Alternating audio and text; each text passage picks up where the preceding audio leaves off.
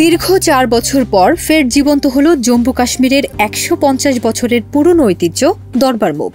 এই প্রথার মাধ্যমে গ্রীষ্মে শ্রীনগর এবং শীতে জম্মু থেকে প্রশাসনিক কার্যক্রম পরিচালিত হয়। এর মূল লক্ষ্য ছিল রাজ্যের ২ অঞ্চলের মানুষকে সরকারের সঙ্গে সমানভাবে সংযুক্ত রাখা এবং আঞ্চলিক ভারসাম্য বজায় রাখা।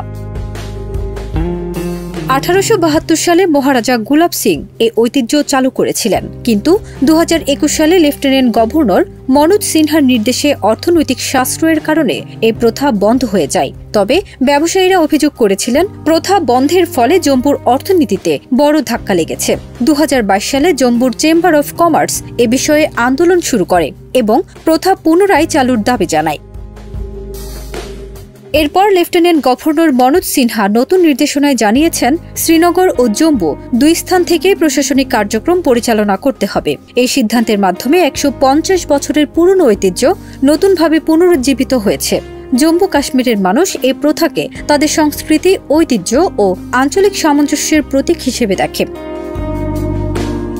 সাম্প্রতিক সপ্তাহে শত শত সরকারি কর্মকর্তা, কর্মচারী এবং নথি বোঝাই বিশাল বাহন শ্রীনগর থেকে জম্মুর উদ্দেশ্যে যাত্রা শুরু করেছে। ৩ নভেম্বর থেকে জম্মু শীতকালীন রাজধানী হিসেবে সরকারি কার্যক্রম আনুষ্ঠানিকভাবে শুরু হয়। তবে সরকারি দপ্তর, নথি, কর্মচারী সবই শীতকালীন সময়ে জম্মুতে স্থানান্তরিত হচ্ছে।